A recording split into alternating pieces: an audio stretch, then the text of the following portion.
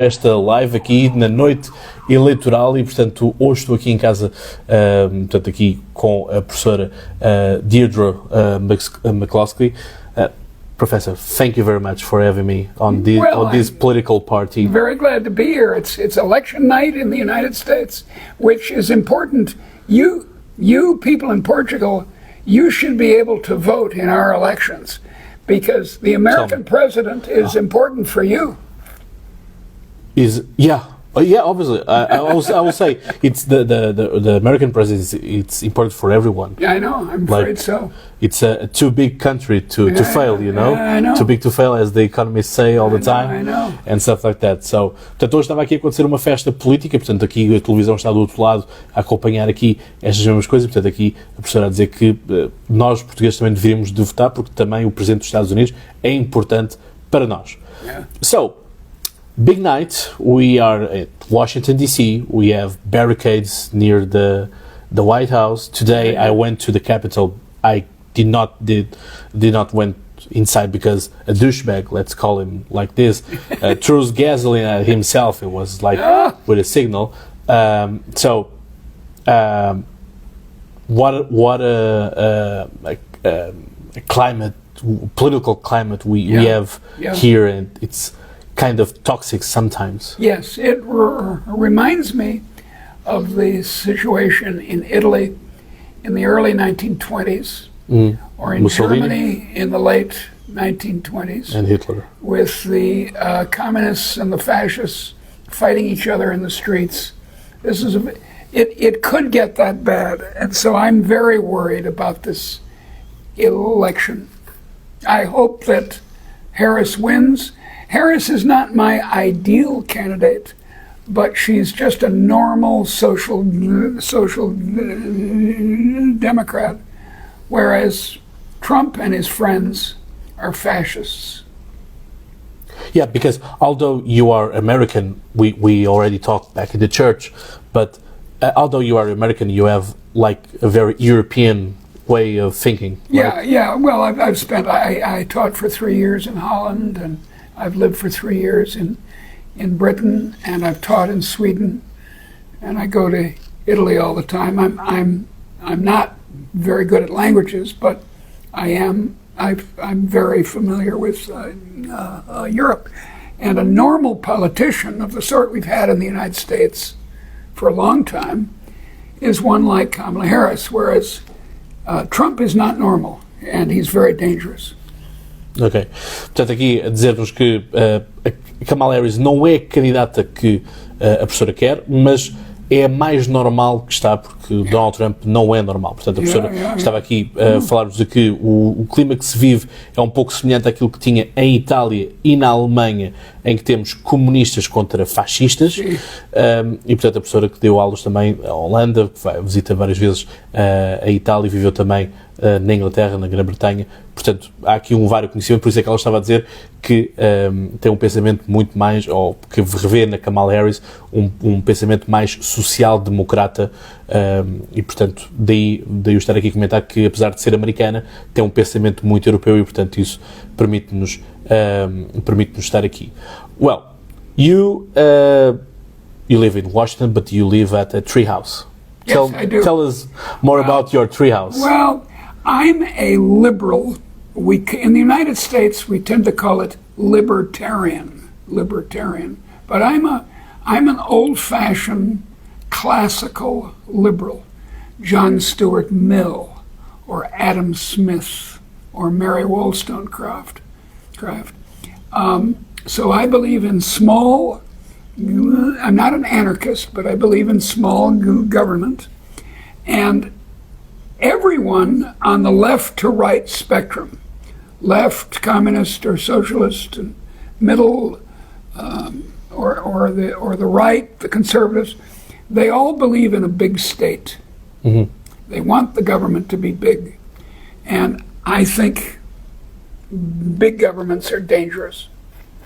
Portanto, aqui isto é uma piada que diz aqui, portanto, a ideia de que a professora não vive neste espectro de esquerda-direita, mas vive sim na casa na árvore, na treehouse. Portanto, está acima deste... That's right. I'm not on the spectrum.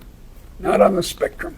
E, portanto, está numa parte acima, portanto, naquilo que é os liberais de Stuart Mill, portanto, uma libertária como é chamada aqui. So, big fan of Javier Milei, I hope. Of who? Javier Milei from Argentina. Yes. In fact, I was down there Okay. at a conference that CATO organized, a academic type conference, and he spoke there. Okay. And I was the beginning speaker. I was the keynote speaker, a short speech, and then he gave an hour-long speech at the end. No, I'm very much in favor of him. Exato. Portanto, aqui vou explicar que o CATO Institute é um think tank daqui, que foi justamente assim que nos conhecemos aqui em Washington, D.C., portanto, a dizer que esteve lá na Argentina e conheceu o Milei, portanto, numa conferência, e, portanto, esteve. So, the thing is, either we tonight, this night, I don't believe that tonight we're gonna see the president-elect. Not necessarily. But maybe Wednesday, Thursday or Friday. Maybe even that late. Yeah. We're going to understand, at least if we know that Pennsylvania go red or blue, we can figure it out what's going on. Because Trump needs breath to mouth to win the election. Yeah, if Pennsylvania goes for Harris, Trump can't win probably. If it goes for Trump, then he can win, but not necessarily. Yeah. They say on the TV that Harris has more paths to a win. number of electoral votes, they're called, than Trump does, but still Trump could win. Yeah. Portanto, lá está, tudo se resume neste momento à questão da Pensilvânia, portanto, quem é que vence a Pensilvânia, porque existe aqui uma parede azul do Michigan, do Minnesota e do Wisconsin. E, portanto, existe a probabilidade, porque há uma indecisão sobre se Trump pode também ganhar Michigan e o Wisconsin, o caminho mais difícil, mas mathematically it's possible they wins Wisconsin or Michigan, because it's not clear the advantage of Kamala Harris. E, portanto, tudo isto vai depender, portanto, vamos ter muita coisa. So, with this scenario, what is the future of America? Well, it hangs in the balance. It's if Trump wins, I'm afraid my country has turned fascist, because he all the boxes that you check, fascist, he advocates violence in politics. He goes after, he attacks small groups, like Hitler attacked the Jews. He attacks the immigrants and the Mexicans, so he's in every way he's a fascist, and then he's got people around him who are even worse. I mean, he's not a man of principle. He's not a theorist. He doesn't really know what he's doing. But his people around him are theoretical fascists. So I'm very worried about this. If Kamala Harris is elected, then I start opposing her because I oppose many of her social democratic policies. But as I said before, she's a normal politician. He's not. Ok. Portanto, aqui temos um resumo. A professora sintetiza bem aquilo que eu tenho vindo aqui a trazer ao longo do dia, aquilo que é também muitas das opiniões que eu tenho recolhido na rua. Portanto, a professora estava a dizer que se for o caminho, se for Trump a ser eleito, ela diz de que tem pena e tem medo que o país se transforme num país fascista, porque diz ela que Trump preenche cada caixa, cada box daquilo que é um fascista. Portanto, aqui a questão de perseguir os imigrantes, perseguir os mexicanos, portanto, é algo que assim o caracteriza, e trazer o ódio para a política, portanto, hate to the politics, and the violence to the politics, portanto, a violência para o discurso político. Todavia, diz-nos que se Kamala Harris for eleita, a professora será uma opositora de Kamala Harris, porque não acredita em muitas das políticas que a Kamala Harris defende. Lá está a questão do big government, e portanto isso é algo que Kamala Harris protagoniza. She wants a big government, e a professora é contra um grande. They all want a big government. Yeah. You know, in Portuguese terms, Trump is Salazar. Ok. He's a fascist. Ok. Portanto, em termos portugueses, Trump é o Salazar. Portanto, é a análise que temos nesta parte. What do you think, like, because I think that it's enough, like, today I saw a post of a Brazilian journalist who said, okay, if Kamala Harris is the left wing and Donald Trump is the right wing, who's the bird? Who's the bird? What does that mean? So, Kamala Harris is on the left wing. Oh, the wings. I see what you mean. And Donald Trump is on the right wing. So, who's the bird? Who's the middle? Well, Why at this exact moment of politics, because we see the same at Europe, the center, like the moderates, they vanished. Well, but I don't think so. I think that Harris is a moderate, and her vice Tim Walz. Tim Walz is very much a moderate, and they've acted this way. When Walz is the governor of Minnesota, and he's acted in a moderate way. He's not left-wing in the extreme sense, whereas the problem is that the other party, the Republican Party, and there are only two, has been taken over by quite extreme right-wingers. For example, there are supposed to be in the United States 11 million illegal aliens, people who have overstayed their visas. And Trump proposes to put all of them in concentration camps. 11 million people he's going to jail and expel from the country. This is crazy. These are hard-working, good people. They're not criminals, as he keeps saying. So he's way on the right.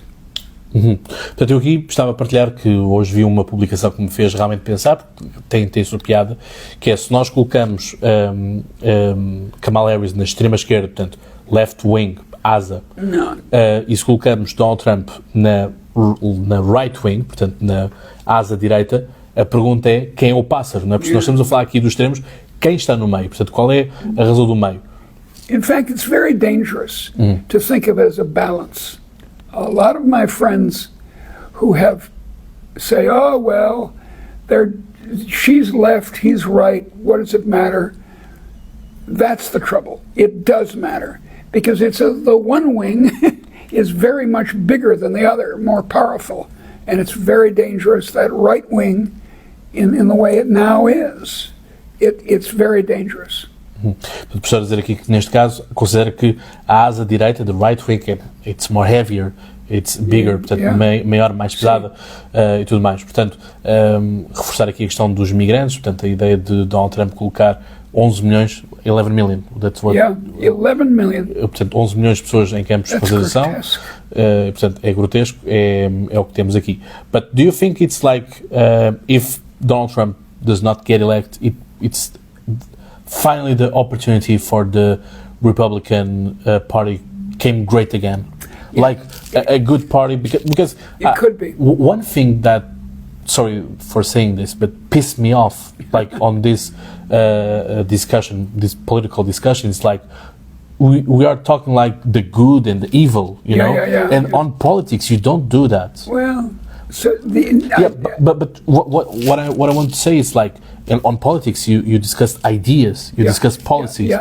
Either you like this, it's like paths, you know, it's the way you go. Either you go this way or you go that way. But at the end, you as a candidate, you want the good for the people, right? But that's normal politics. Yeah, Trump that's what I'm telling. Doesn't care about normal people. This is obvious. He wants to stay out of prison. If he loses the election, he's going to go to prison because he's committed many crimes. One of them was the attempt on January 6th to overturn the Republic. That's how bad it is. And that's a crime. It's not just what's your policy on tariffs. international tariffs? Or what's your policy on the money supply? That's not the issue. The issue is the survival of the republic. Portanto, aqui falamos da questão da sobrevivência da República. Portanto, aqui a ideia, e eu já tínhamos partilhado isto, a questão de um dos poderes que o Presidente da República tem, aqui nos Estados Unidos, é poder ilibar, portanto, não permitir o julgamento de pessoas. Portanto, já também a Diane was also at the church, ela contou-me que, por exemplo, o Joe Biden podia ter ilibado o seu filho, e não o fez, portanto, fez com que o seu filho fosse na mesma a julgamentos. Agora, qual vai ser o resultado do julgamento, isso depende de outra coisa, mas podia ter cortado ali. A questão aqui é que a professora está aqui a dizer é que Trump, sendo eleito, não vai a julgamento, não é? Portanto, isto aqui tem o seu peso, porque lá está, crimes foram feitos, e, portanto, houve o ataque de 6 de janeiro que está presente, e vemos imagens hoje aqui em Washington, D.C. I don't know if you know the horror saga called The Purge. No, but it's a horror movies, and it's like they have like the day where they shut down all the United States. It's like the day where you can kill everyone if you want, without fear. Yeah. And the scenario is like the same, barricades, and it's like one of my favorite saga, because I like horror movies, but seeing the reality, it's tough, E, portanto, este é o cenário de purga que temos aqui, não é? Portanto, e o discurso é um pouco também esse que estamos aqui com o combate. So, Professor, final words. Final words? For the audience. I wish Portuguese people could vote in this election. Because it's look, if Trump, I call him Trump loses, this may be the turning point of populist fascism. It may start going down in the world. If he wins, it will encourage fascism worldwide. Ok. Portanto, a professora aqui a dizer que, uma vez mais, gostava que nós, portugueses, pudéssemos votar nestas eleições, mas o que ela diz aqui é uma verdade, que é a eleição a queda de Donald Trump, portanto, a não eleição de Donald Trump faz com que haja uma queda naquilo que é o populismo à escala global. Por outro lado, se Donald Trump for eleito, poderá dar combustível a esta vaga, a esta onda de populismo, e que nós assistimos na Europa fora, e portanto a questão é essa. E portanto, Professor, thank you very much. Well, thank you for your commentary here, and once again for hosting this political party. I enjoyed it. And sharing all the thoughts and watching the results and doing commentary. Good. Also, Good. It was a pleasure. I hope to get back to Portugal. Yeah, I'll be there for you also. Thank you very much. Yes, dear. Thank you.